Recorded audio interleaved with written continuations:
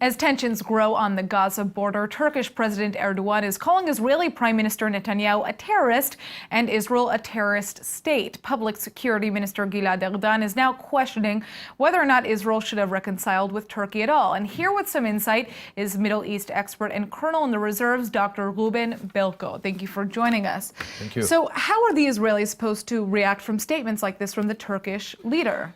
Well, I remind you and those who are watching us now that before Erdogan was there was the sick man upon the Bosphorus. We are used to crazy people in Turkey. This is one of them. He's the last one who should define Israel or the Prime Minister Netanyahu a terrorist because he himself is committing crime, war crimes against the Kurds. Well, that's what's going to be interesting to see is the Israeli Prime Minister perhaps now going to speak up about what is taking place in terms of the Kurds? And I mean, obviously there is a way to respond to this, right?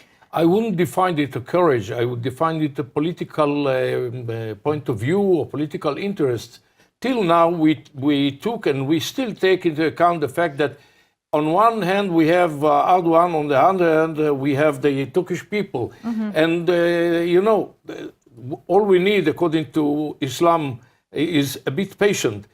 This trouble will pass away. But as for now, it's time for us to mention Mr. Erdogan that his people committed war crimes against the Armenians in the past. Right. And they are still bombing urban areas of Kurds and killing a lot of people. And he is the last one to allow himself to condemn Israel. You know, Public Security Minister Erdogan called, Public Security Minister Erdogan called Erdogan an anti-Semite. Would you say that is a fair statement? Yes, of course he is right. To make? If you seriously study the history of Mr. Erdogan, a writer of theaters, he began his life as a Muslim brother and he's still Muslim brother member.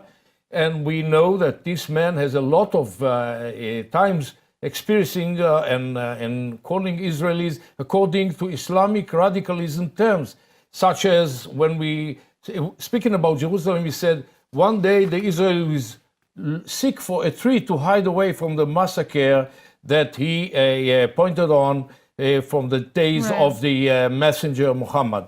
The man holds a lot of radical Islamic radicalism point of view, and he's still imagining that one day he'll be the Sultan of the Islamic Caliphate.